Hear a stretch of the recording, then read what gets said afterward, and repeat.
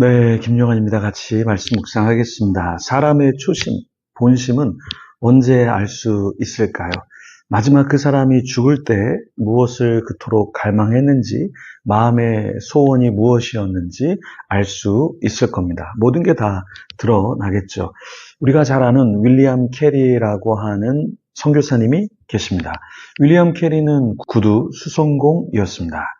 하나님으로부터 부르심을 받고 이런 이야기를 했어요. 하나님으로부터 위대한 일을 기대하라. 하나님을 위해 위대한 일을 시도하라.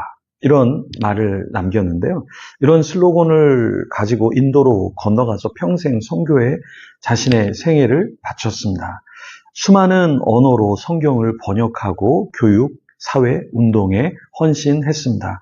이 윌리엄 캐리가 임종 때 어떤 말을 하게 되냐면, 내가 죽은 후에는 닥터, 의사 캐리의 어떠한 업적에 대해서 말하지 말고 대신 나의 구원자 되신 예수 그리스도에 대해서만 이야기해 주십시오 라는 말을 남겼습니다. 그래서 그 비석에 새겨진 그 내용도 사실은 윌리엄 캐리가 어떤 일을 했다라는 것이 아니라 그냥 윌리엄 캐리가 선교 일을 하다가 죽은 사람으로 어떤 업적도 적지 않고 그 묘비를 세웠습니다. 우리는 어떨까요? 윌리엄 캐리처럼 가련하고 가난하고 눈먼 벌레 같은 내가 주님의 친절한 품에 누워 있나이다. 이런 구절을 우리가 적게 하고 또 그 문구에 만족하면서 우리는 마지막 임종을 맞이할 수 있을까요?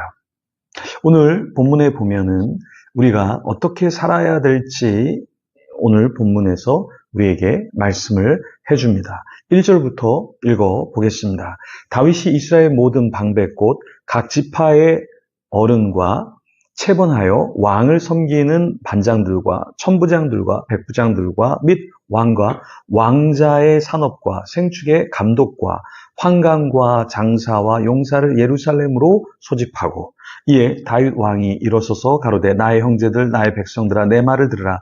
나는 여호와의 언약궤 곧 우리 하나님의 발등상을 봉안할 전 건축할 마음이 있어서 건축할 재료를 준비하였으나 오직 하나님이 내게 이르시되 너는 군인이라 피를 흘렸으니 내 이름을 위하여 전을 건축하지 못하리라 하셨느니라. 그러나 이스라엘 하나님 여호와께서 전에 나를 내 부친의 온 집에서 택하여 영원히 이스라엘 왕이 되게 하셨나니 곧 하나님이 유다 지파를 택하사 머리를 삼으시고 유다의 족속에서 내 부친의 집을 택하시고 내 부친의 아들들 중에서 나를 기뻐하사 온 이스라엘의 왕을 삼으셨느니라.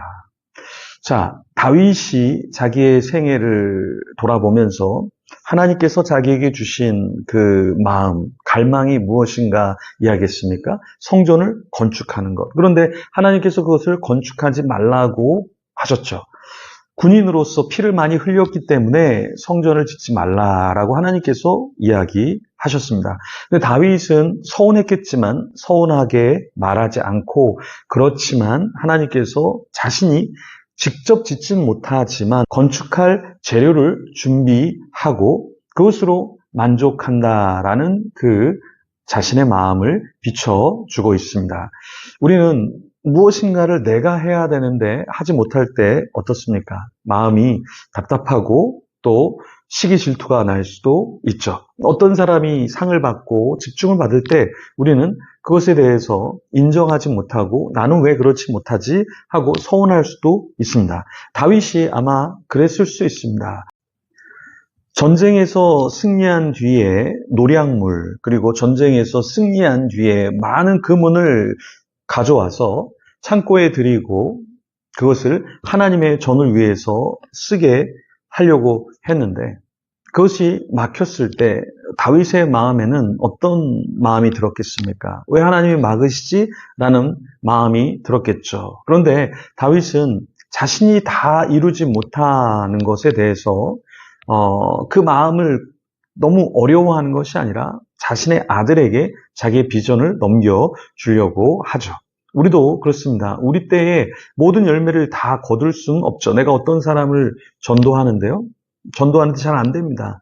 그런데 내가 하고 또 다른 사람이 하는데 어떤 사람이 그냥 한마디 하는데 전도가 되는 경우가 있습니다. 왜 그럴까요?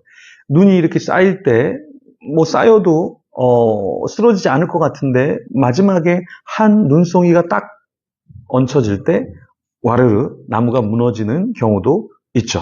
이런 것처럼 우리가 내가 이렇게 하고 저렇게 하는데 안 되는데 하나님의 때에 하나님의 사람이 무엇인가 할 때 이루어지는 경우도 있습니다. 그럴 때 우리가 그렇다고 해서 아무것도 안 한 것이 아니라 우리도 노력하고 또 하나님의 역사 가운데 마지막 어떤 사람이 전도하고 노력을 했을 때 그 열매를 그 사람이 가져가게 되는 것이죠. 하지만 그 열매의 일부분을 우리가 또 기여한 것이고 하나님께서 우리에게 상급을 주실 줄 믿습니다.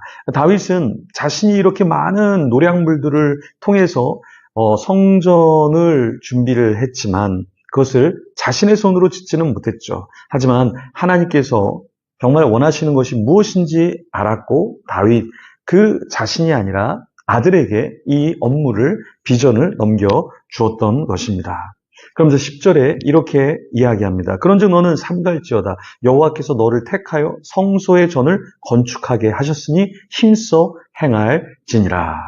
자, 자신이 피를 많이 흘려서 성전을 짓지 못한 것을 알았죠. 그러면 솔로몬에게 무엇을 당부합니까? 삼가라. 그리고 하나님께서 너를 택하셨고 성소의 전을 건축하게 하셨으니 이것을 잊지 말고 힘써 행하라 라고 이야기했습니다. 다윗은 하고 싶어도 하지 못했어요. 근데 솔로몬은 하고 싶지 않지만 다윗은 알았어요. 이게 얼마나 아름답고 귀한 사업인지 영적인 하나님 나라의 일인지를 알았습니다.